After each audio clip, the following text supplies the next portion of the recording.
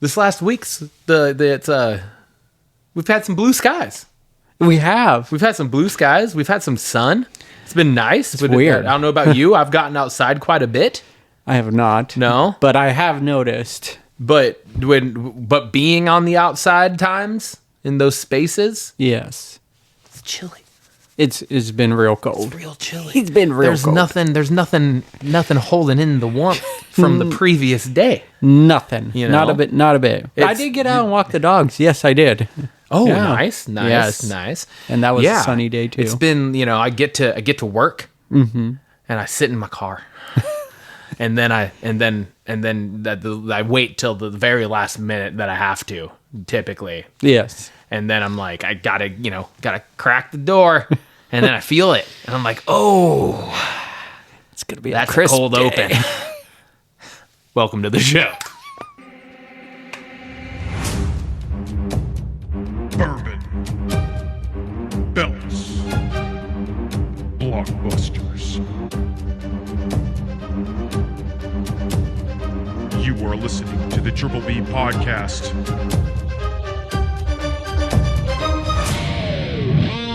Let's fucking go. Tim. Right. We're back. Big day. Huge day. Big day ahead of us. Let's go. See. Hawks. See. Hawks.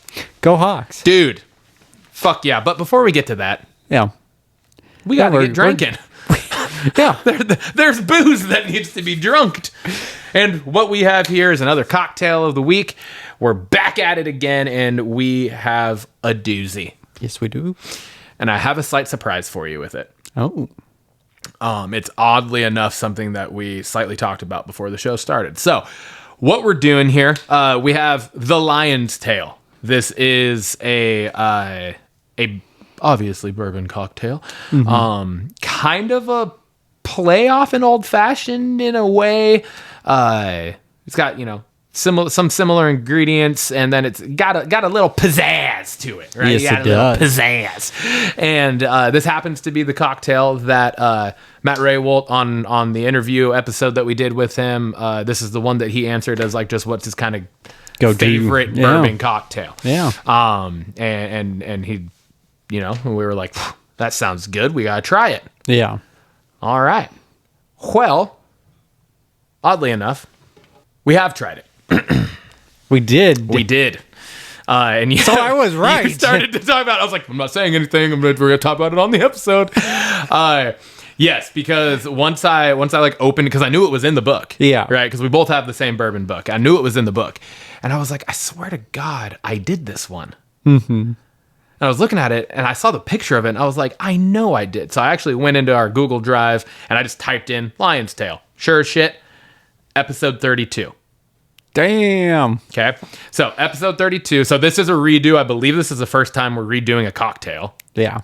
That aren't just different variations of actual old fashions, right? But like the actual same cocktail, I believe this is a first. And the reason why I still went through with it and didn't just change it last second, was because we did just talk about it with Matt on the episode. Episode 32. This is episode 85. 53 episodes ago. And almost exactly 1 year later. No shit. That was just oddly kind of like happenstance that turned out this way. We did that episode. The episode came out on January 13th. Oh. This episode will drop on January 19th. Yep. So it's a year and 6 days later. That's wild. It just happened to work out that way. And so I was like, you know what? Let's fucking run it back. Let's try it again. New year, first cocktail of the new year. Let's go for it. And that was our first cocktail of 2025 as well. Oh, okay. Right? So that's kind of how I looked at it was, you know what? Fuck it. Let's do it. We haven't ran one back. And I want to see how it holds up. Yeah. Okay? Yeah. So one thing I also wanted to do, and I think we should start doing, because every time we have the bourbons, we always read the little blurb. We talk about it. We give a little history. Yeah. Well, I brought the old bourbon book We both have it. I know we Yeah. don't always do cocktails straight out of this, so it won't No. necessarily always. I've made a always few though from be- him. Yeah, and I have too. I've done a couple out of here as well. But when we do, I think we should read the blurb because it gives a little history on the cocktail. Yeah. So, and I thought this was interesting. Wanted to read this, and I thought it would look nice and, intellectual. You don't have your readers. We're reading. I know. I should have. Spectacles, testicles, wallet, and watch. What was I thinking? The Lion's Tale. On his second voyage to the New World, after making landfall on Jamaica, Christopher Columbus encountered allspice berries. The English later gave the plant the name we use because the berries' complex flavor seemed to contain cinnamon, nutmeg, and clove all in one, although it also goes by the name Jamaican pepper. The English wrested control of Jamaica from the Spanish in 1655 and held it as part of the British Empire until the island gained full independence in 1962. Allspice proved enormously popular in America from 1930 to 1970, coinciding nicely with the first sighting of this classic recipe in the 1937 Café Royale cocktail book by William Tarling, president of the United Kingdom Bartenders Guild, and stretching to the end of the second wave of tiki cocktail culture. Nice. Yeah, thought it was kind of a fun little... We always do it with the burbs, so I thought, why not do it with... Give a little history on some cocktails as well, Yeah. my brother. So... 53 episodes, 1 year, 6 days later, same cocktail, running it back, first time. Let's see how it holds up. It's just so good. It's fantastic. It's so good. It's is. a 10 out of 10 for me. It's a 10 out of 10, and that's exactly what we gave it Yeah. a year ago. We did? Was a 10 out Yeah. of 10. Yep. I listened back to that part of that episode. And yeah, it was just, all of the flavors meld so perfectly together. We need to do some more with the allspice. I think I agree. I because totally agree. It's so Do damn good. Like try to figure out one that's like almost less citrusy, yeah. right, and more on the spicy side. Yeah. Like imagine if we would have done like a what was that one that we were doing at your apartment in Issaquah? Where it was like the rum and bourbon old fashioned, like dark and stormy. Dark and Stormy. But dark and stormy is Just ginger beer and ginger dark beer rum. and dark rum. Yeah, so it's not an actual dark and stormy. I don't remember what it was or what. Maybe did we just make it up or did we find Probably it or did. something? I don't remember. Yeah. But like that with the allspice would be fucking phenomenal. Agreed. Right. So- Agreed. But anyway, all the flavors just meld so perfectly together in your mouth. It's like it's a whiskey sour Yeah. with it's like a whiskey sour and an old fashioned but with a bite. had a baby that then married Jamaica. Yeah. Yeah. Right? Yes. Like it feels like I'm like sitting on an island sipping a whiskey sour in the sun. It encaptures the sun that we've been having Sure right now. does. It does. Look at that. Coming full circle. Oh, yeah. It's coming full circle everywhere. So, what this cocktail consists of, because I forgot to say that again. All right. We just jumped right into it because we were so excited and I had so much other stuff. It's 1.5 ounces of bourbon. It's ½ ounce of fresh squeezed lime juice. Because if you ain't squeezing your own citrus, get the fuck out of here. You got 1/4 ounce of allspice dram, unless you're us and we bumped that up. We had to pump those numbers up a little. We went with a ½ ounce because, we did a ½ ounce of simple syrup and then 2 dashes of Angostura bitters, all into a cocktail shaker with some ice. Shook the shit out of it. Strained her into our nice rocks glass. I love it. And I it's love fantastic. It I'm is very fantastic. excited to sip on this throughout the episode. Hell yeah, man. This is the moment we've been waiting for. The bourbon talking points. The bourbon talking points. We're back. We got some hot talk. And, nothing to really follow up on our side, at least from last week, because we didn't play because we're the number 1 seed. We had a bye. We got to sit back and enjoy it and watch the other teams play. Ended up with, out of the wild card round, we had the Bears beat the Packers. Yep. The Rams beat the Panthers. Very close game. And then we had the Niners beat the Eagles. And what might have been the biggest surprise of the of wild card weekend. Yeah. Because people Defending weren't Super giving Bowl champs. Yeah, people and weren't really giving the Niners a shot there. Panthers almost did it too. Panthers almost shocked the nation. Knocked off the Rams, yeah. So this week we got the 6th seed 49ers coming to play the number 1 seed Seattle Seahawks in our hometown. And then we have also tomorrow the Rams going to a frigid East Coast. Not quite East Coast, but Midwest. Close enough. Yeah, Midwest. It's a long trip to go play in sub 20 degree temperature games. Hell yeah, it is. So go Bears, but also go Hawks. Yes, very That's much. first and foremost, and that kicks off in like 2.5 hours. I'm nervous, man. Yeah. I there's a lot. I've been just reading everyone's comments, and everyone's very confident in each other's teams, and Oh yeah. I just I'm always on the nervous side. I'm just it's a one and done scenario, It is, and of course. and so but we really shined bright in that final game of the year when it mattered, and it was one of those kind of games where it was a one and done almost. You knew you were in the playoffs still, but Yeah. you had stakes for Yes, sure at it. absolutely. I'm so nervous for today, and because there's pieces that are coming back for the 49ers. Will that make the difference in all sincerity? I don't know. I hope the 12 show up though, for sure. I know several Niners fans are going, so Did you see the thing that the stadium sent out though? yes, I did. Which I thought was fucking awesome, that they're like, your accounts will be looked back at after the season, and if you were like reselling out of market tickets like to people not from that aren't Seattle fans essentially, like, yeah. then we're gonna essentially ask you to not re-up your Yeah. season tickets, which I think is totally fair. Like if you have season tickets and you can't make the game or whatever, give them to fucking, or sell them to family, friends. Yeah. Sell them to people that are actually going to go to the game to root on the home team. Don't sell them just to fucking make money back, to sell them to the fucking opponent. Yeah. That makes no sense. I just jotted down here that I'm not nervous. No. Okay. But it's not because of like a cocky reason where I'm just like, oh, we're going to fucking smack them. I never think that. yeah. Even if it's against a team where I'm like, we should fucking smack them. I'm never thinking that. It's a division game. I'm definitely not thinking that. But I'm just oddly calm again. And I think there's something about this team that just feels special this year. And it's they have such a swagger to them. They're playing with so much just fun. Yeah.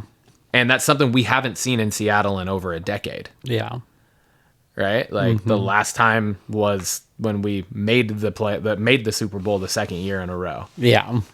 Right? And Yeah. then shit happened and the kind of wheels fell off, in all honesty. We started getting rid of people, and the people weren't gelling together. Yeah. This does not feel like that at That's all. true. Right? This feels very reminiscent of that first season where we went to the Super Bowl and we beat the Broncos. Yeah. Right? That's just the energy that it feels like. So I'm just like, yeah, the Niners are getting pieces back, but so are we. Kobe Bryant's playing, Charles Cross is playing. Any nervousness with Sam Darnold's injury? No. I think they are playing it up very high on social. Like it was Everyone 2 is. days ago. Well, yeah, even the He hasn't thrown since Thursday. It's Saturday. It's 2 days later. Yeah, but Darnold straight up was asked in an interview, because the fucking people interviewing or the press, they're all blowing it out of proportion. Yeah. And oh my god, asked what if you could pick a percentage in your head, like what do you think the percentage is that you're not playing Saturday?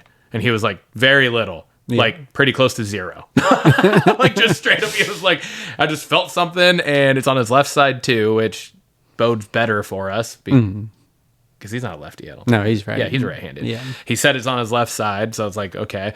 And he just said he felt something, and so it's just like more precautionary than anything. Just like go in, let's start getting it worked on. Yeah. See how it all goes. So I'm not worried about the Sam Darnold thing at all. And I mean, I don't know, man. Even if God forbid something happens in the game and he has to come out, Drew Lock has shown that he's a very capable backup. Yeah. And so like that, even that doesn't really scare me. I mean, like, look at what the Niners have done this season with fucking Mac Jones. True, right? true. If you got and the all of supporting injuries. cast, yeah. If you have a supporting cast, and we definitely have the supporting cast, like, just don't turn the fucking ball over. We could be fine, you know, kind of thing. And even if you do, we've proven we can still be fine. we can still be in it. No, I don't know. I just it just feels good. Yeah. Like it feels good. And the way our defense has been playing and everything, I don't know. I'm just kind of I think I just get so emotionally So ramped into up it, about- and I know, I get same, like That's all and I just read the about. fear of losing So- just sucks. So, but Yeah. they've done everything right this year. It's a 14-3 season. They got the number 1 seed. This is it. This is man. the year. Yeah, this is and the crazy thing is too, it's year 2. True. Yeah. It's year 2 of the Mike McDonald era. It's year 2 with a lot of the players we have. Yeah. Right? Like year 1 with a bunch of guys who have just straight up shown out for us. Yeah. Like we have a very young team, but also with some very savvy vets that the way they're playing this year, like could play for another couple years. Yeah. You know, like our team is set up Yeah. for the next decade almost. Yeah. We also have like the 4th best cap space available. Which 2. I did not see coming, but Yeah. So hell that's yeah. like, okay, sweet. And It's like we're yeah. set up. We're set up pretty well. Yeah. It's going to be a good one. It's going to be a fun one. So go Hawks. Go Hawks. That's bringing us over to our Wellness Journey monthly check-in. We have not done it since November. We kind of just took December off, rightfully so, I think. Just understanding it's the holidays. Shit's crazy. Yeah. So just kind of doing another check-in. How's things going for you? I mean, things are going a little rough. I would say, not body-wise. Like, I'm not hurting or anything, but just I'm having trouble finding a groove between work and coming home. I'm coming home later, and so just I need to stop making excuses and get to the gym or do something. Take advantage of my days off, whatever it may be. But I'm having difficulties getting in 3 workouts. I haven't done 3 workouts in a week since December, like the second week of December. It's been over a month now of getting consistent workouts in. That said, like, I mean, food-wise, not making great decisions either. I will say that. But I'm getting a lot more steps in at work, so that's been helping me out tremendously. It's close to 20,000 a day at work, 5 days a week, and so that's helping tremendously. I have gained weight. I'm at 211 now, which is right above where our goal weight was, but it's within range still. And again, that's with the holidays in there, without getting any official workouts in, and poor food choices. So I'm not disappointed. I still feel really good about the progress and everything. I just got to get things back on track. Yeah. And it's totally doable. I just got to stop, like I said, making excuses. Yeah. Just make it happen. Yep. Like you have. I can't wait to hear yours, because you've had a great 2 weeks. I've had a good 2 weeks, but I didn't have a great month before that. Yeah, well, yeah. But it was the holidays. So how are you doing? I was very similar to you in at least the December regard.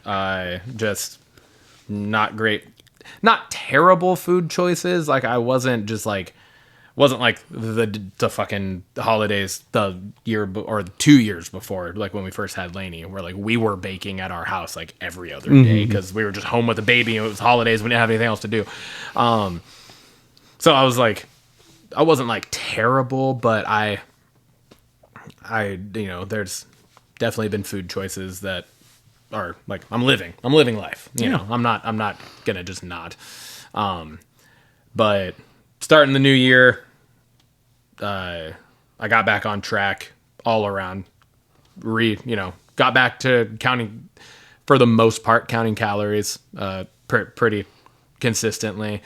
And then with my goal for the year of 700 miles, that puts me needing to run like it's like 13 and a half miles a week or something like that. So it's I kind of just geared it down to about 14 or 4.5 mile runs 3 times a week. Yeah.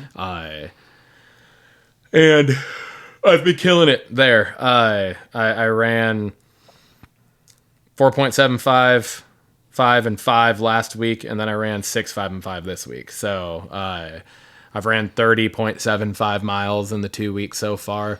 For the You're most ahead of part, schedule. Yep. For the most part, my body is feeling fine too on the runs. I had Wednesday, my run sucked. Ran the 5 miles, was in pain the entire fucking time. Yeah. But I did it anyways. I was just like, fuck it. I'm just going to kind of get in that mental groove and just push through it all. But I was like battling side cramps on both sides. My right fucking foot fell asleep in the middle of me running a mile and a half in. I hate when that happens. And it's like, it happened today when I finished, but it was like, I was at like 4.92. Yeah. And it was like, started to go tingly, and I was like, oh, okay. And I know that means that like I'm wearing down. Yeah. And so like my gait is a little off when that's happening. And so that just like showed me that we're on Wednesday that like I was like my form was fucked from the get-go because like my knees were hurting, both my calves were hurting, my Achilles on my right leg was hurting. Like I was like, fuck. Yeah. So yeah, but I've been back to running. So far since back at school, I've only gotten into the weight room once, both weeks, Tuesday mornings. But I'm just kind of taking it easier in regards to lifting. I'm kind of more focusing on the running, and then like still doing like some hit lifts. I'm not doing any barbell stuff anymore. I'm just done with it because I keep fucking tweaking shit when I do it. But yeah, so I've gotten 4 workouts in, both the last weekend, this week, and so I felt good there. I got on the scale like early last week just because I hadn't weighed myself since probably our November one, and I was 217.9, and I was like, fuck. But the other thing too is in the weight, just mentally for myself, what I've kind of told myself as we've been on this journey is my threshold is once I get below the 5, my threshold is that 10. Does that make sense? So like once I got below 215, I'm like, now my threshold of like get my fucking ass in gear is 220. Yeah. Does that make sense? So then it'd be like, if I get below 205, then it's 210. Yeah. Kind of thing. And so I was just like, I knew it was going to happen just because I knew what was happening. I'm not like, same with you. We're not just like oblivious to the fact that we're not working out as consistently or eating as consistently or whatever. Yeah. And so I was just like, all right, it is what it is. Let's get back to it. And so I got back to it. And I weighed this morning at 214. So nice. I was like, Hell yeah. dropped, almost 4 pounds since last week, just with counting my calories and running again. So, hell yeah, man. getting there, working on it. I mean, the lowest I got was 209 anyways. So, I was like, jumped up 8, dropped 4.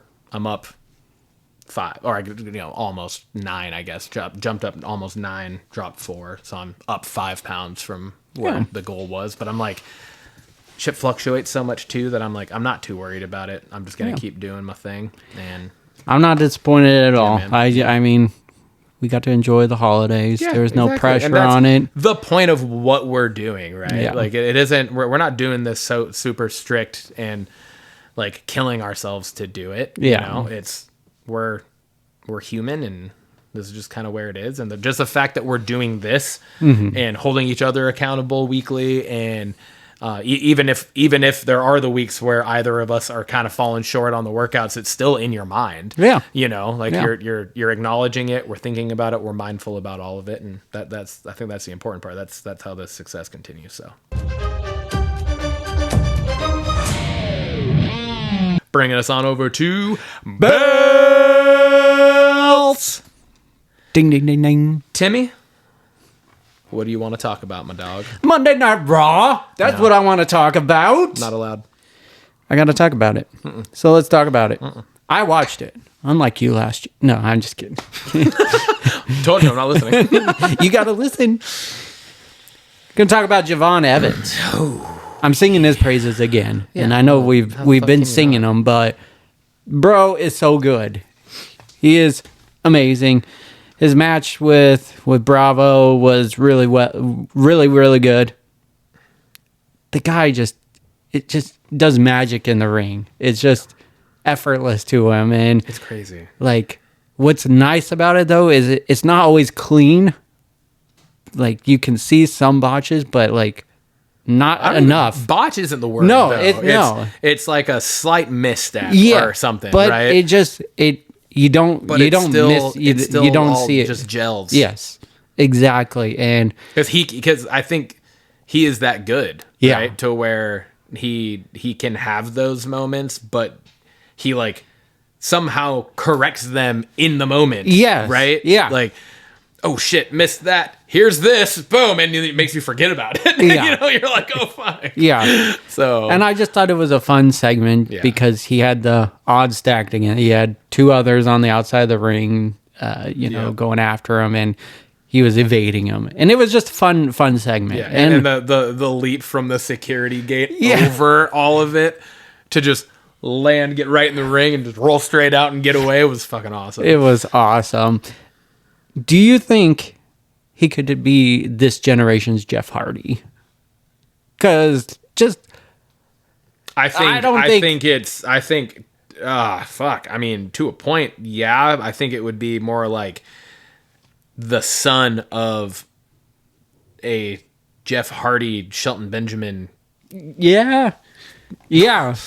But what I mean by the Jeff Hardy comparison is just someone we're gonna root for. Really, Oh, like yeah. I see where, what you're saying, yeah. like kind of like what we're doing with Sami Zayn. It's like yeah. the one that doesn't look like they could be champion, or you want it just so badly, but the company never pushes them that far. I think like he could be, but I think the difference is he's already being pushed more than either Sammy or Jeff were at this point in their career. True. You know what I mean? Very like, true. He's already there. Yeah. So like, I don't necessarily feel like I don't feel like I have to worry about him getting snubbed opportunities for world title reigns in the next 5 years. True. You know what I mean? Yeah. Where it was fucking 10 years before Jeff, Yeah. got that opportunity. Yeah. Right? Because it was 08 when he won it. Oh. 09? 08. 09. 08 or 09. So yeah. Right around in that debuted range, in yeah. 98 or whatever, Yeah. right? So yeah. Where I'm like, I feel like Javon, like I could see Javon Evans winning the Money in the Bank this year. Yeah. You know what I mean? Yeah, true. I could totally see that happening. Yeah. So, and he Yeah. would be so fun with the Money in the Bank too. Oh, hell yeah. He would be so much fun. So Yeah. I agree with you in that like idea of like he is kind of that character, but I just feel like it's such a different time now True. Very true. that I don't know that will happen. Yeah. But Yeah. if it does, then 100% yes. Yeah. Perfect. Next up, talk about Breaker and Adam Pearce angle. It's at first I was like, oh great, Raw's version of what they just did with Drew McIntyre. Oh. Indefinitely suspended, blah blah blah blah blah. But I like the twist here where and it masterful Paul Heyman just kind of sells it all by going, you touched him first. Yeah. And it just kind of makes you go, oh shit, what does this mean and everything. And did he? He did, yeah. He did? Okay. Yeah. Not like in a necessarily violent way, but it was just definitely like, come on, man. But like, I really liked it. It just, they sold it from the beginning, like, keep Braun from doing anything stupid today. Gets on and Braun is pissed off that he lost, and he really sold it in that whole segment and everything. And then to turn it where Paul Heyman closes it out with, but you touched him first. And I was just like, damn, I'm sold on this. I'm sold. I don't have any faith that it's gonna lead to anything great, but in the moment, I love it. I was sold from the fucking spear. It was I love the overhead, the drone shot of it was fucking crazy. That was better. That spear was better than the fucking, I forget who he hit it on. but the one that he hit on where he did like the flip Yeah, out of yeah. it. And where I had said, I was like, imagine if he would have landed on his feet and just slid straight into the ring like that spear. Because that spear was wild. But this one, like, that previous spear was more like acrobatic. This was fucking brutal. Like, just straight up. And with Dragon Lee, right? Was that Dragon Lee? Yeah. Just fucking ate that shit. Like, he just took it. Like, it's like... You think, well, he knows it's going to happen, right? So, like he's like talking to the ref or whatever. Do you think there's a split second in his mind where he, out of the corner of his eye, sees how fucking fast Braun Breaker's moving at him that he just goes, "Yep, this was a mistake." Fuck. Like, it was wild. Yeah. I was just like, oh my God. Another cool part in that whole segment was them, Braun and Adam, arguing on the outside. And then Bronson Reed's like... That was, the way they filmed that was so cool. He does that, and then Adam Pearce is like, shit, so he slides in, and then Braun hits another fucking spear on Dragon Lee again. That poor guy. It was so cool. I love that whole... It was awesome. It was different in a way, and I highly enjoyed it. Yeah. Next thing I gotta talk about... The Prince versus Punk is set up next week for the title. Finn Balor gets called out by Judgment Day by Liv Morgan. Yep. Punk gets to the ring. He's saying that all roads to WrestleMania at the current moment lead through him, and he's just eager to find out his next challenger. Finn Balor's music hits. Yep. He was one of the guys that Punk said he would like to face off against once he won the championship and everything. I'm so here for it, man. And Baylor's promo, Punk's promo in this segment just killed it. It was great. Just it was great. crushed it. I'm excited that Finn is going this direction. Yeah. Do I think Finn Balor's going to win Monday? Probably not. Yeah. But a guy can dream. Drew McIntyre just won the title. I got shocked there. I would love for him to win. Yeah. It would be different, and he deserves it. He deserves it. Yeah, I agree, but also not at this time. Yeah, I can see that. Same idea with what I was saying wrapping up Monday last week was Braun winning it. Like, right now is the time of Punk. We didn't have him for fucking 10 years. Mm-hmm. He's back. He's finally the world champion. Yeah. You can't end it this soon. Yeah. He has to carry this at least to WrestleMania, if not to SummerSlam. I you know agree. what I mean? Like, he has to. Like, it would be, I feel like it would be just almost disrespectful to Punk. Yeah. To just be like, all right, now you're going to drop it to Finn 3 weeks after you won it, or, not 3 weeks after, but you know what I mean? Yeah. And so, yeah, I do love the Finn angle, him coming out. I loved that. Their promos back and forth were fantastic. The match is going to be killer. But I do think it'll be the right move to have Punk retain. Yeah. I'll accept it too. I will. I won't be happy about it. But Punk. It's the same idea as we talked about last week with 100%. Becky and the IC. Yes. We're going into WrestleMania season. Who's the one drawing the numbers here? I agree. It's Punk. Yeah. Punk's your number one draw in the company right now. Yeah. Really. Like. Yeah, I agree. And Drew now. Oh, Drew McIntyre. Oh, yeah. All right. Banger of the night is AJ Styles versus Gunther. You set the table for it last week when you said this match is going to kill it.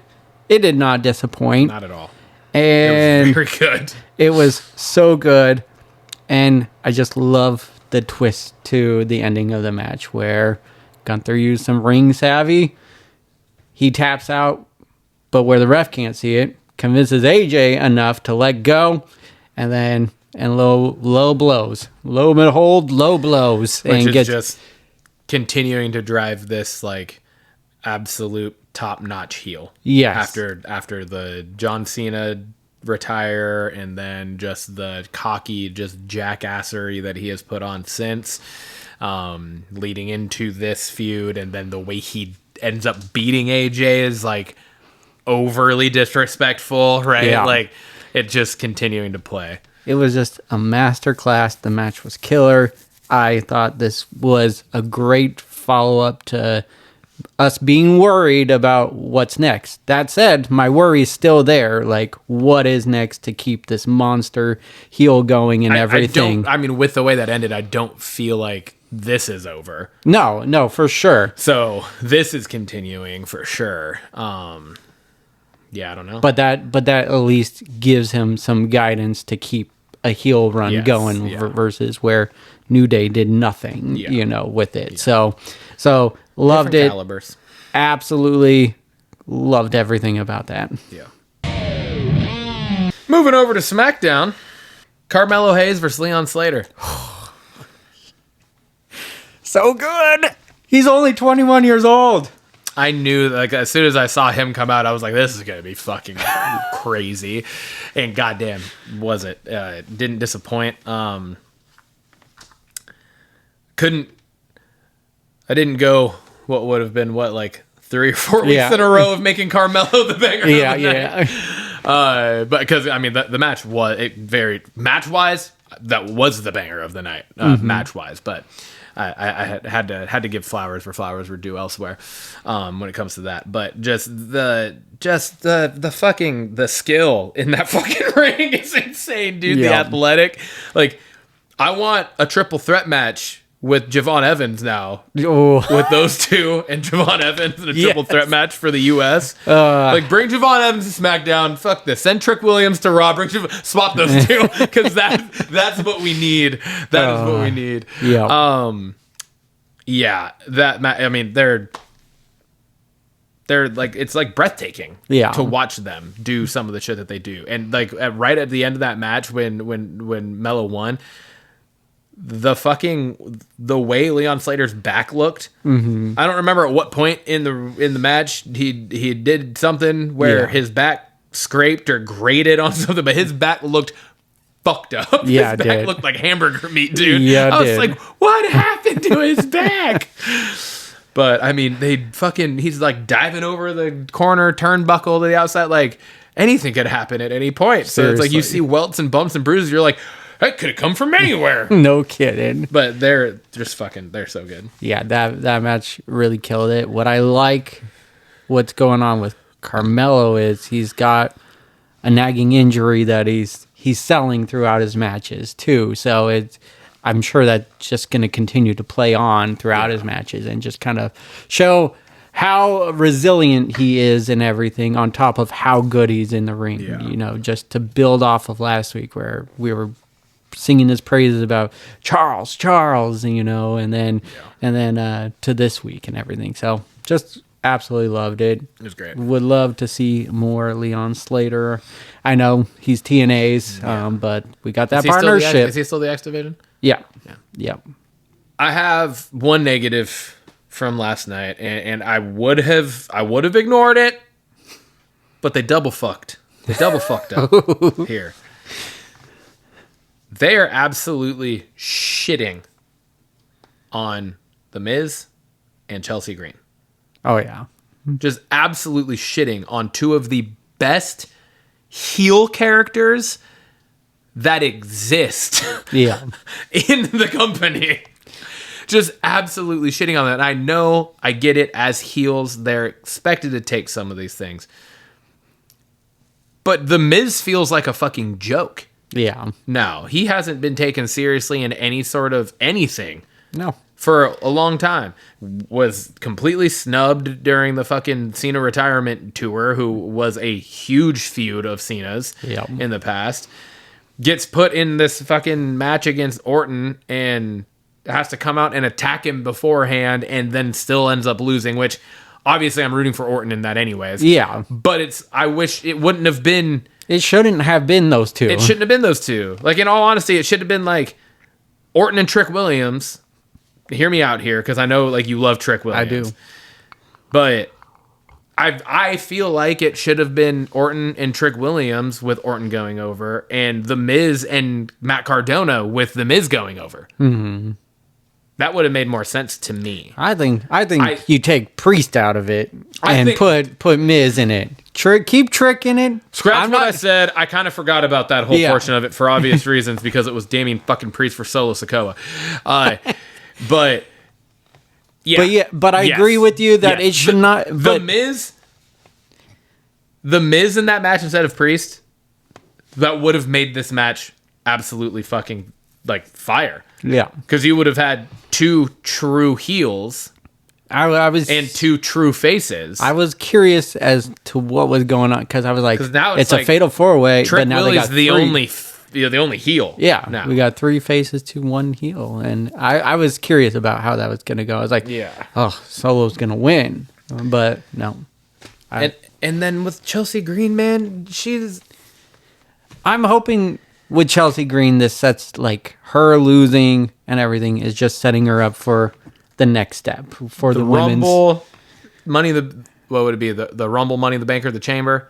So it would go Rumble, Elimination Chamber, then Money in the Bank. One of those three she has to win. She and has get a to. fucking like an actual title shot because this is just ridiculous. Agreed. I agree. Like I think the Miz. I feel like the Miz is at the point, and like we talked about this recently too, where like I feel like the Miz to a point is probably backstage like, no, this is what I want to be doing. Like I want to just be putting these people over. Chelsea is not a fucking 20-year vet, right? Like, Yeah. you should be fucking pushing Chelsea. She is one of the best female characters in WWE. Hands down. Top 5. and she's one of the best in-ring performers as well. Like she has the character and she has the skill and she has the mic skill. Like she has it all. She has the full package. Yeah. You gotta stop fucking just squashing her so much. I agree. I agree. We just alluded to it, but I wanted to talk not just about that one, but the 2 SmackDown Saturday Night's main event matches. We got the Fatal 4-Way that we just talked about. Priest, Sammy, Trick, Orton. Fatal 4-Way match for the number 1 contender to face off against Drew McIntyre at the Rumble. Yep. I mean, that match is going to be... It's going to be so It's good. going to be great. Yeah. Like yes, we say what we say about Priest, but Priest is good in the ring. He is. Like, He is. He's damn good in the ring. So, like, you can't take that away from him. I just think the character is more boring. Yeah. But, like, he's good in the ring. So, when it comes to chemistry with the guys and everything, and they're like, that's not going to be an issue at all. I'm not worried about that. I mean, it's going to be interesting. It's going to be real interesting. Sami Zayn's 100% not winning. You don't think so? No. Because this to me feels like one of the ways to get him towards that championship. I think that's the exact reason why he doesn't win the Fatal 4-Way match. Okay. I think he's about to and gets screwed. Oh. Like he hits the haluva kick Yeah. and like gets then something happens and he gets thrown out and somebody steals the win off of his haluva kick, something like that. Yeah. Leading to him being an entrant into the Royal Rumble. Okay. And then winning the Rumble. That's then been my prediction the whole time. You know, because if he wrestles Drew McIntyre at the Rumble, he's not in the Rumble probably.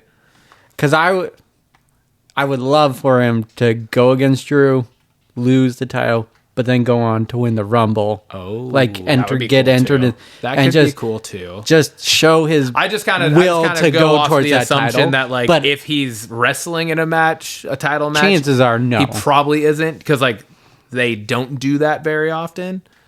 That it used to be more prominent, but the that's the second kind of stuff someone that they gets don't do. attacked on the outside as an entrant, and then he comes running in, similar to Becky Lynch, coming into the Rumble. Yeah, I would love it. yeah, but no, like that would be cool too. But I think either way, either of those scenarios leads to the same thing. Yeah, and it that's my hope. Yeah, I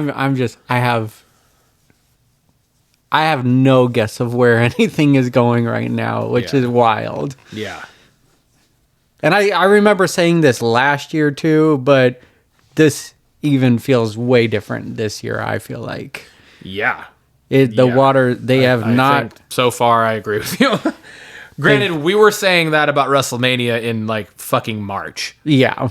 Right? Where we were like, we're 3 weeks away from WrestleMania. We don't know what the fucking card is. We don't know what's happening. That's true. That is true. At least we're still middle of January right now. We still got some time. we have a little bit.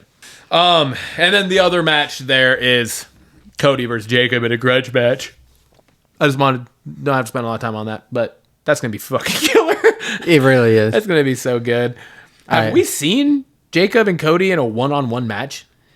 No, but I think he was... Because, like, during that whole fucking new Bloodline feud with Cody, they were, like... That was still at the point where they were, like, keeping him out of matches. Yeah, he wasn't in matches, or he might have been injured. Destroying people. Yeah, but yeah, he was destroying people. Yeah. So, I don't think we have, and this is going to be fucking killer. I like the build to it and everything so far. It's been... And I have a prediction. I have a prediction that leads to, no matter who it is at Royal Rumble, Drew's retaining the title at the Rumble. Oh, But I have a prediction. I'm going to say it now, and then I'm going to reiterate it on our prediction show. Okay. This main event. I think Drew interferes in the grudge match. I think Drew comes out and he ends up setting himself up to continue with the woe is me bullshit that we love. Yeah. But he ends up setting himself up to eventually end up in like a triple threat match with Jacob and Cody for the title. Whether that's at Mania, where that is exactly, I don't know. But I know we're still a little ways away, but we're a ways away, but I like it. Yeah. I like it. And it would be typical Drew if he wasn't actually screwed over, he puts himself in a situation to get screwed over. Yeah, exactly. So, which I love. So I can see it. I like it. Speaking of Drew, I have co-banger of the nights here, and it's just purely because both promos from Drew and Cody on SmackDown last night were crushed it, fucking phenomenal.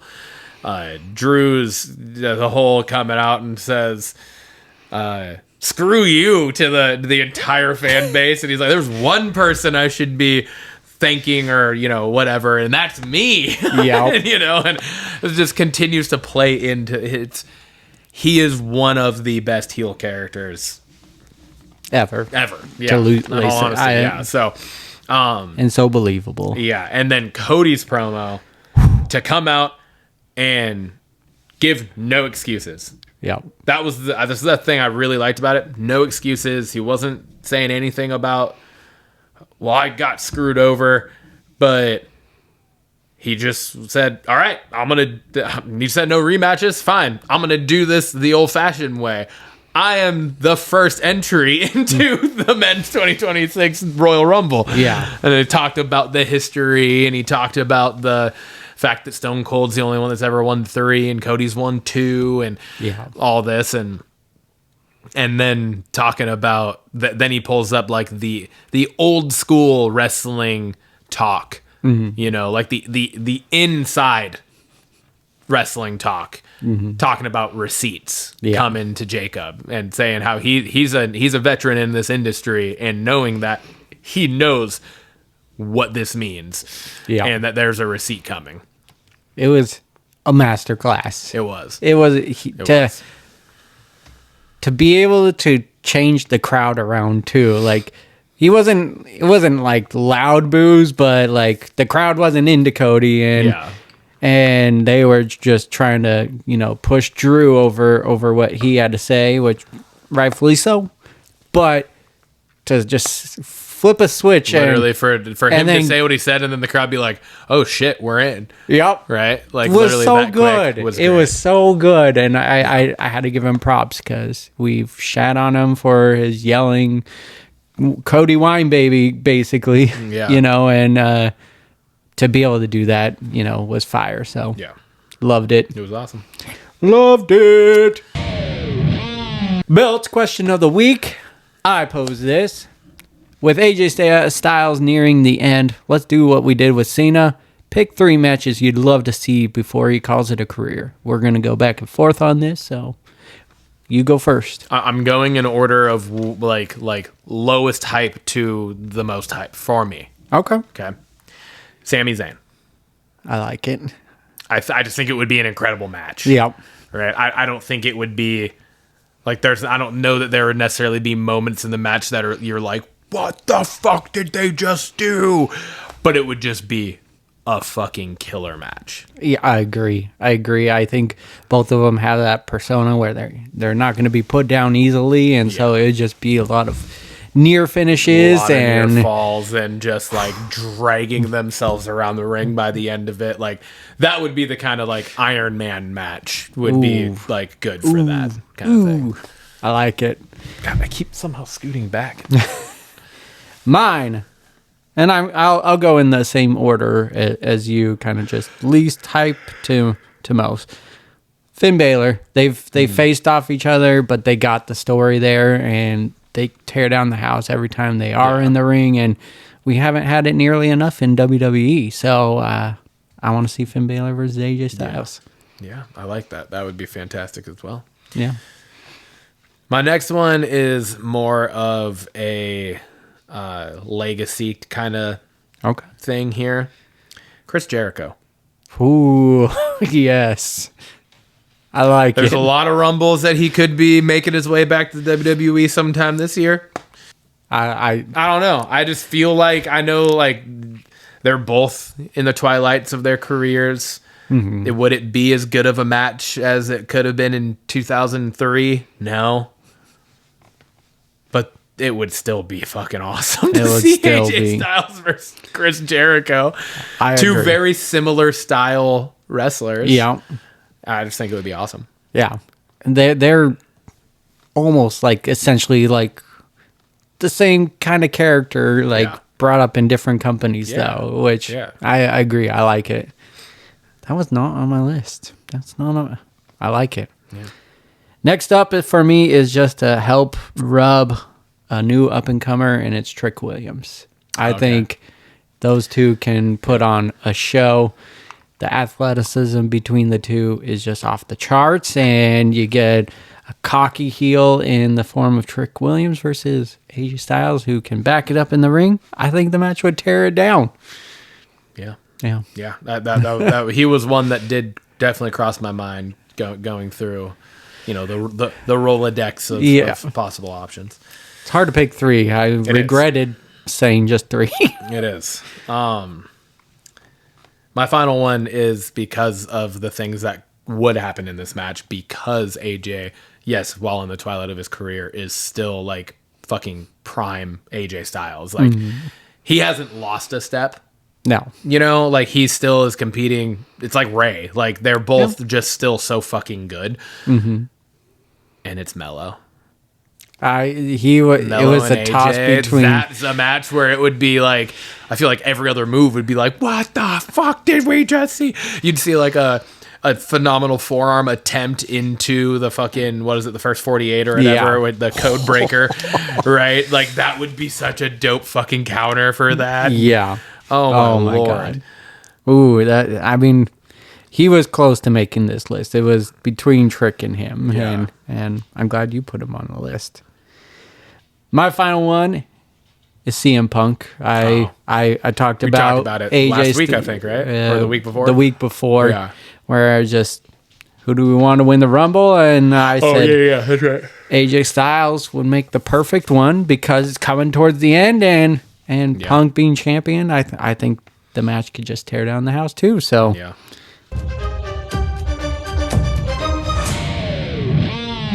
Bringing us on over to Blockbusters. We got some focus features. Timmy? Yes, we do. We got Lee Cronin's The Mummy. Synopsis: the young daughter of a journalist disappears into the desert without a trace. 8 years later, the broken family is shocked when she is returned to them, as what should be a joyful reunion turns into a living nightmare. Cast is Jack Rayner, Laia Costa, May Calamoy, Natalie Grace with Veronica Falcone. Release date for this is April 17th of this year, and the platform is going to be the cinemas. The cinemas. What did you think of this? I mean, it's definitely a new take. Yes, it is. Yes, it is. I don't even know. Like, it's definitely a new take than, the previous what seems to be countless iterations of it. I think it might be one of the more intriguing stories involving this character. Yeah.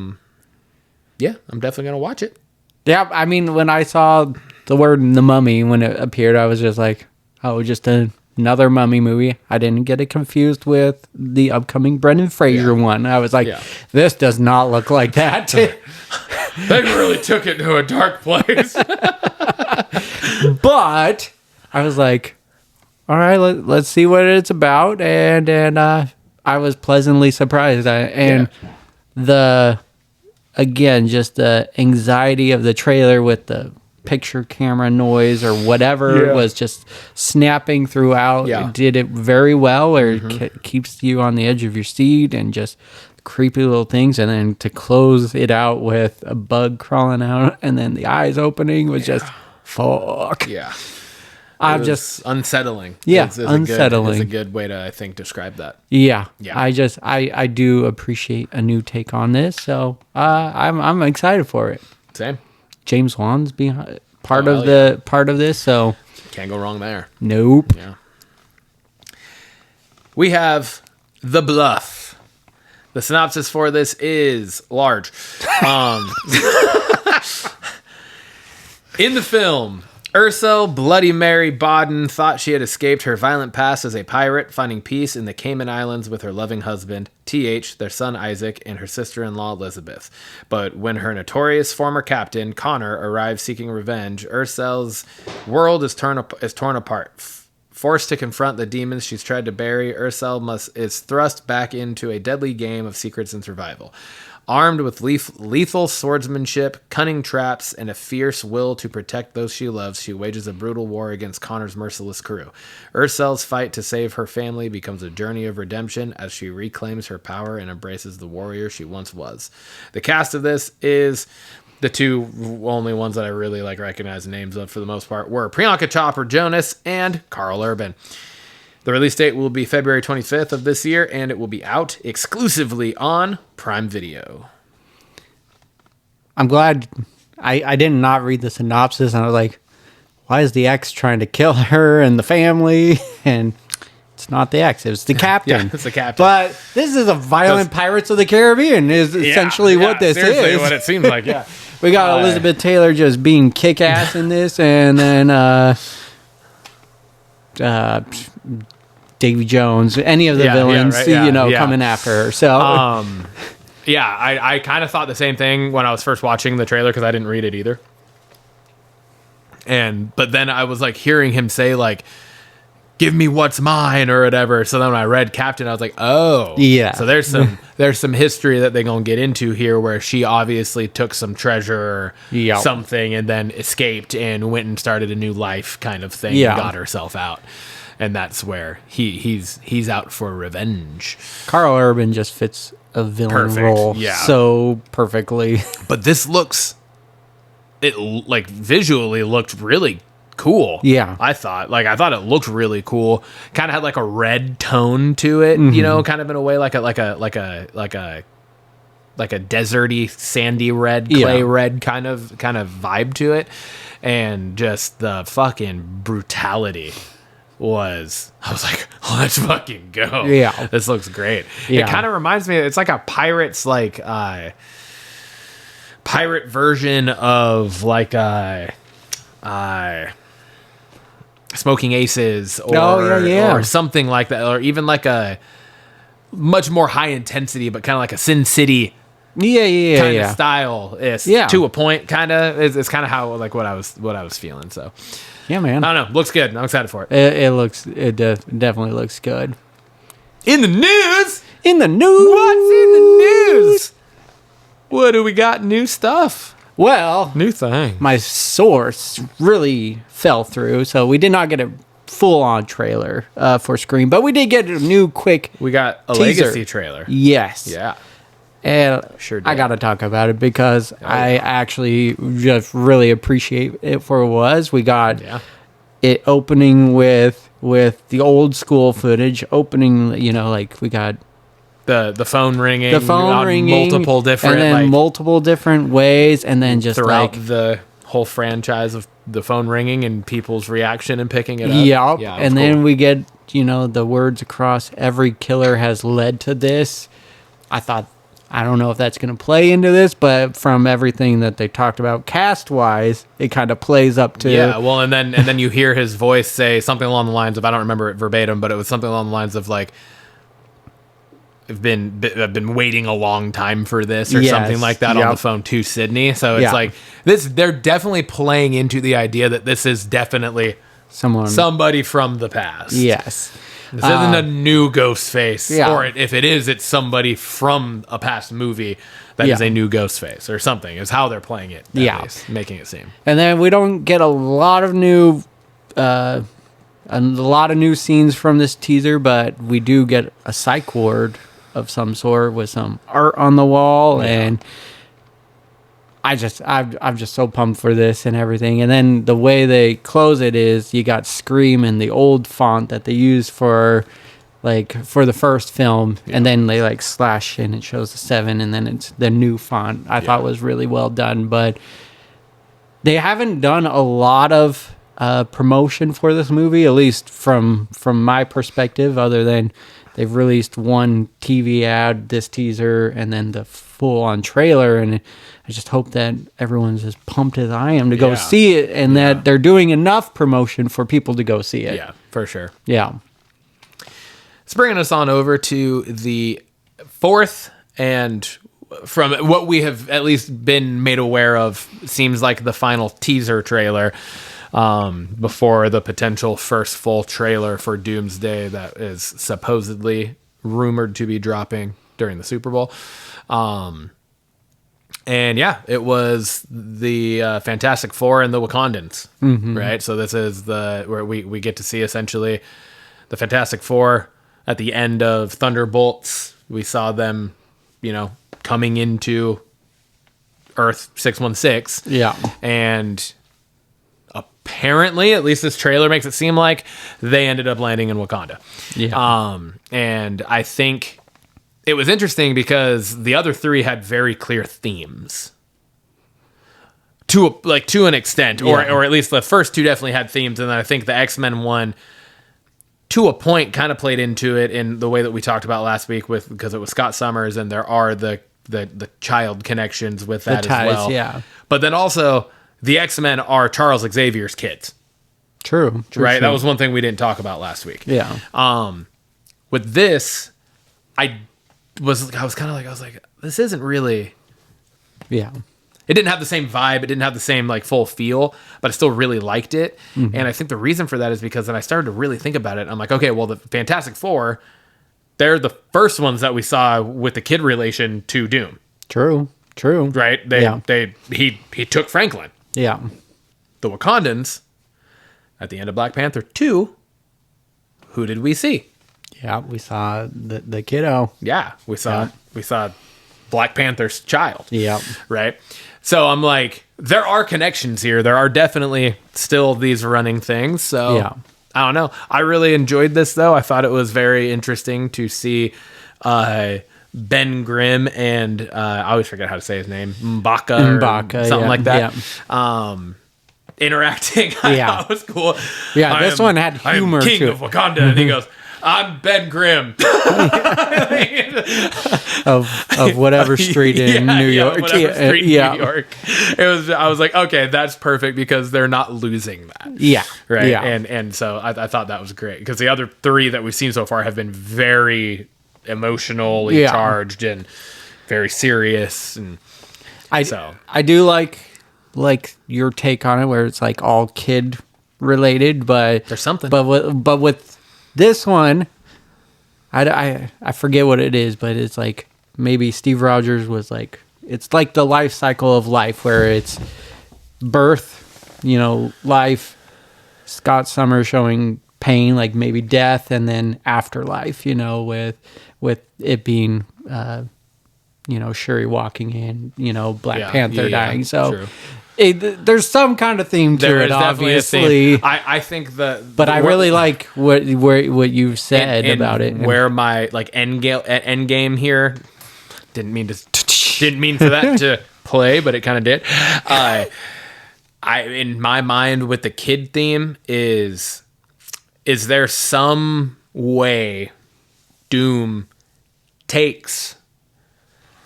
somehow taking all of these superhero children Yeah.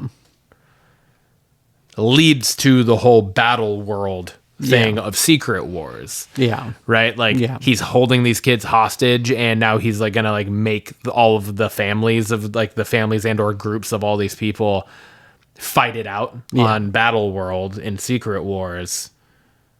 Yeah.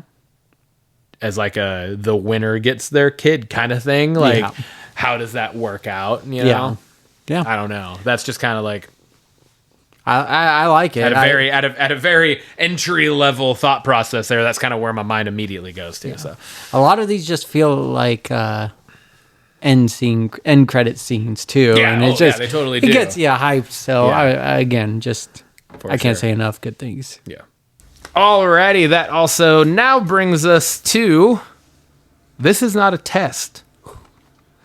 We got a new zombie flick Yeah, we coming do. at us, Timmy.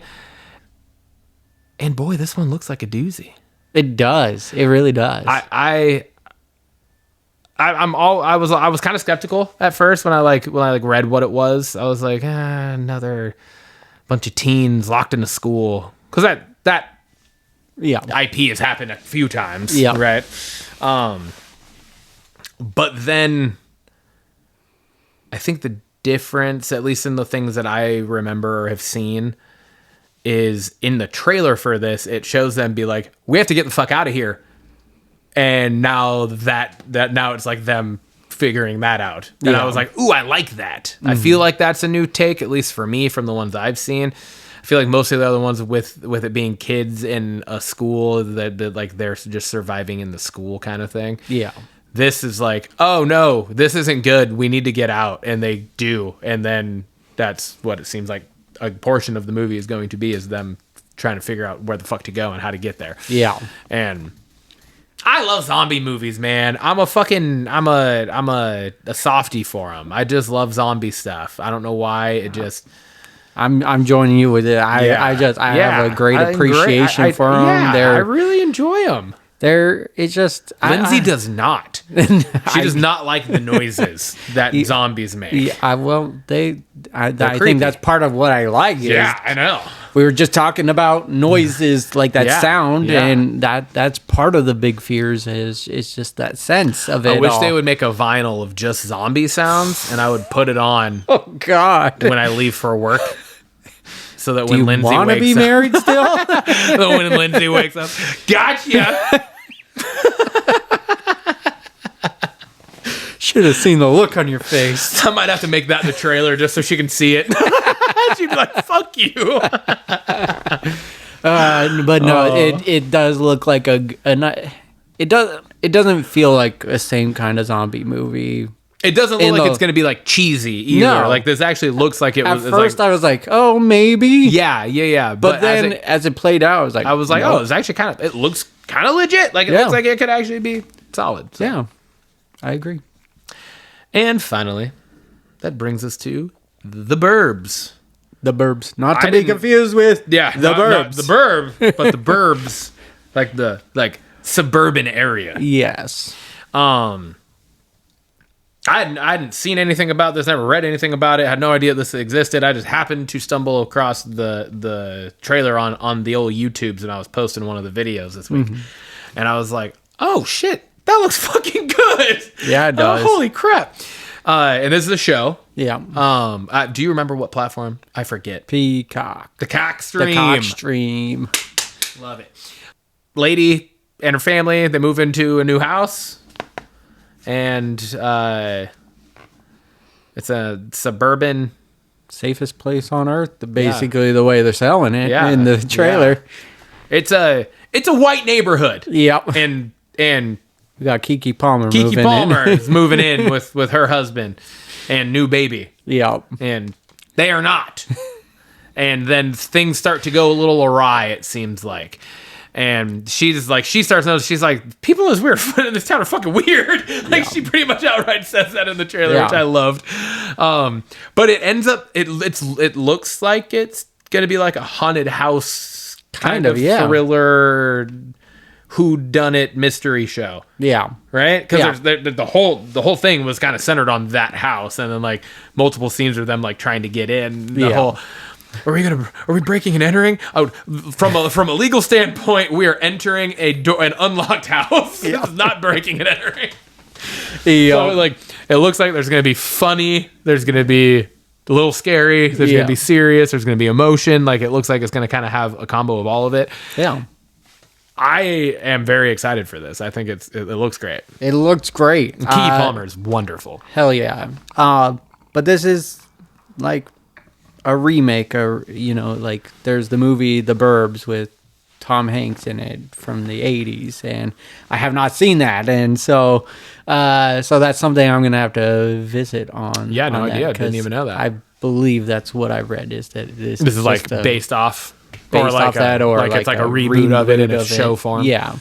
So I'm curious on it, but the trailer has me sold as well. I liked everything you just said on it. Just brings the funny into it. It's a whodunit sense to it, so I'm here for it. Yeah. Hell yeah.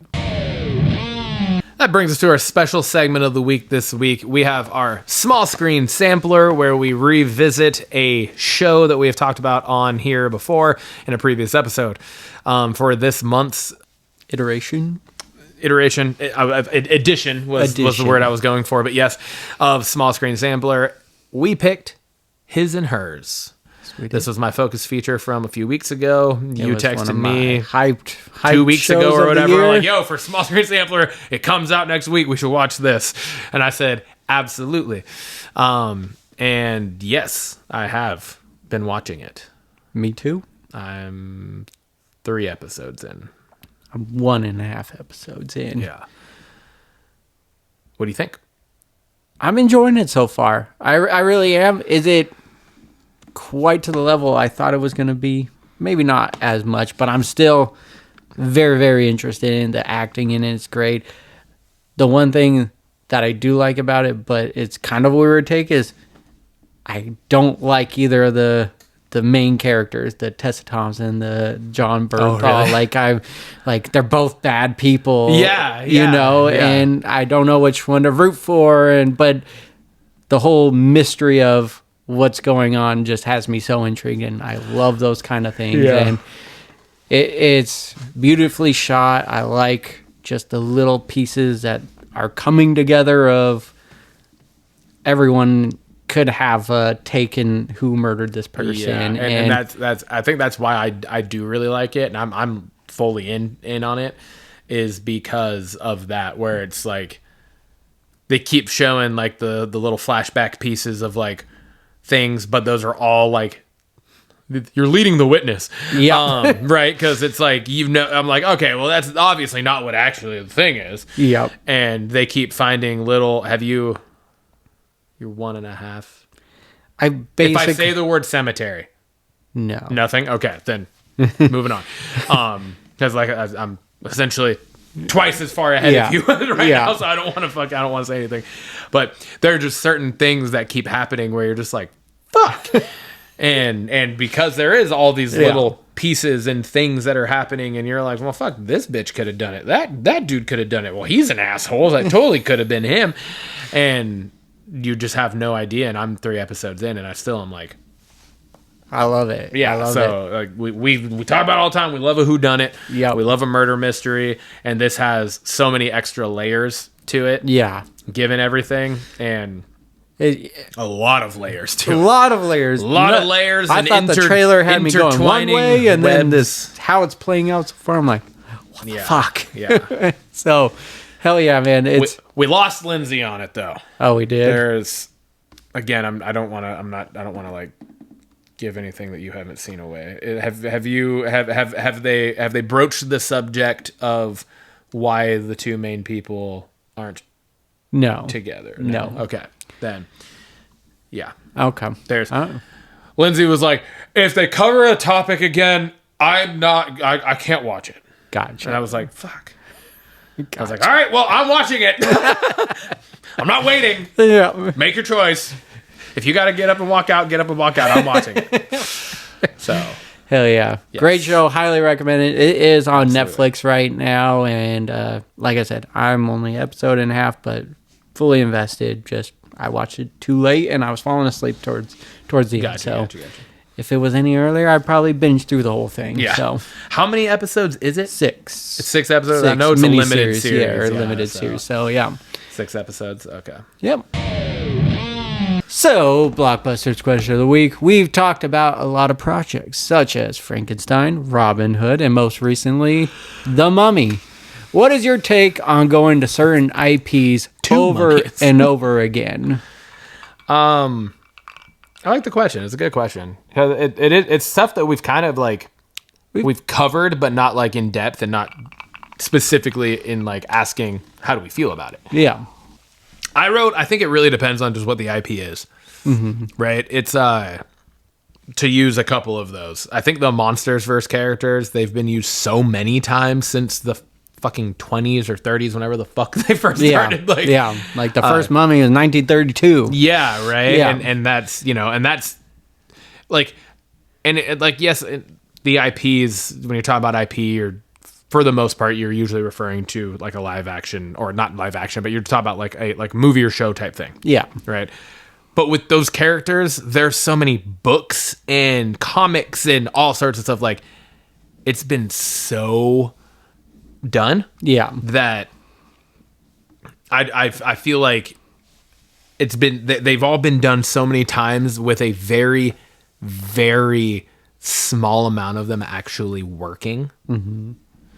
That it's like, okay. So it was like when you put The Mummy on here, I was like, what is this now? Watching the trailer, I have hope. Yep.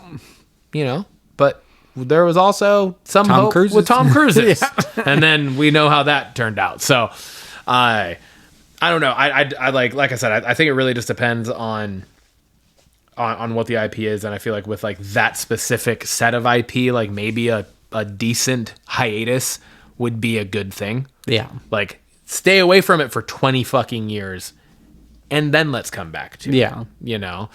And I don't mean stay away from it for 20 fucking years, Brendan Fraser. Yeah. I mean from the entirety of the idea of any of them. Yeah. Dracula, Werewolf, Frankenstein, Mummy, like all of them. you know? So there's that. But then you have things like Jurassic Park, Star Wars, zombies in general, superheroes in general, that seem like sometimes there's superhero fatigue, but not really. It was just not very quality shit being made. Yeah. Right? We were oversaturated and under quality. Yeah. Right? And so I just feel like it depends on what the IP is, as into like going to things over and over again. Because I guess like to an extent, like saying zombies and superheroes isn't necessarily a specific IP, so that might not really fit into it, right? Because an IP is like a specific, like The Mummy, like, or is it Star like Wars a character? is an IP. Jurassic Park is an IP.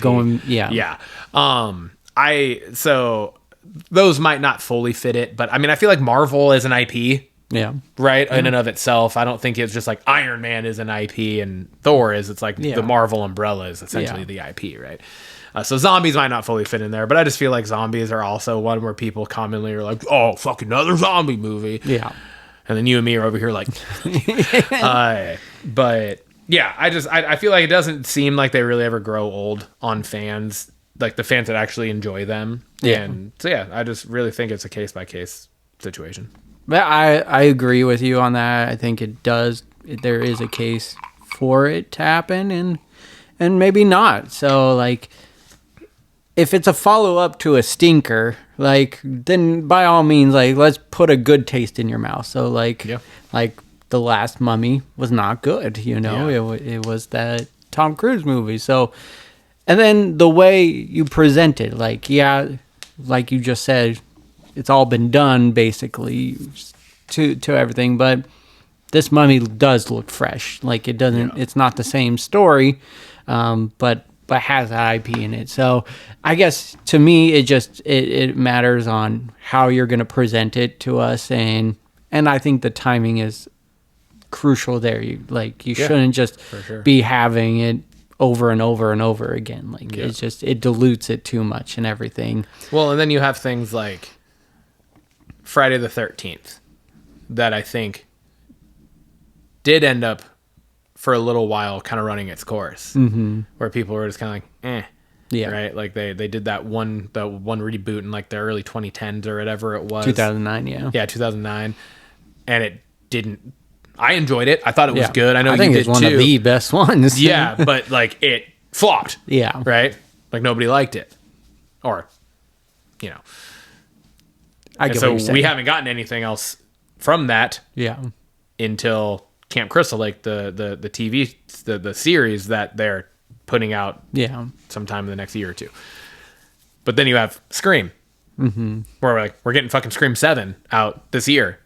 It's been coming out since 98. Yeah. Right? Was the first one? Was that 98, 97, 98, 99, somewhere in there? 97, 98, 98? Something like that? It was late 90s. Yeah, 98, 99, right? Late 90s. 2001. It's been happening for 30 years. Yes. Consistently, too. That's the thing, too, is like they're not going... The longest drought was from 3 to 4? Yes. Right? 2003 2001 to 2011. to 2011. Yeah, 2001 to 2011. So... And then 4 to 5 was 2022? 22? Yeah, okay. So yeah. And then now we've gotten what will be 4 and it's literally five following years. that first trilogy. Like it's the same 23, 24, 26. It was 90, 98, 99, 01. It's oh yeah, true. Yeah. It's a 4-year span there. Yeah. It's weird. So, yeah, it is weird. But still, it's just those have I want to say do you think at least between number 3 and number 4, I know you have different thoughts, but critically looked at, 3 or 4 are probably the worst ones. Like in terms of like from fan following I would and say box so, office, probably would be either 3 or 4. Yeah, because the first 2 were fucking bomb, right? Not they didn't bomb. They are. They bomb. are bomb. Yeah. Sorry, terminology. And then obviously the last fucking 2 that we've had have been phenomenal. Yeah. So I feel like it would be 3 or 4. I don't know the actual metrics on it. I'm just guessing. Yeah. It's just been so consistent that it's just like none of them have ever really been like, well, that killed the franchise. Yeah. Yeah, exactly. Yeah, I think it just, like I said, it depends on what the IP is and the time, like you said. And then I just gotta, like, the other end of it is, and these are bad examples, but like, if one of these IPs strikes gold, you present a masterpiece, don't follow that up.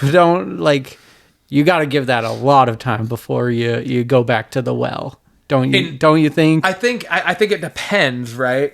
Like in terms of like reboots, yeah, I would say so.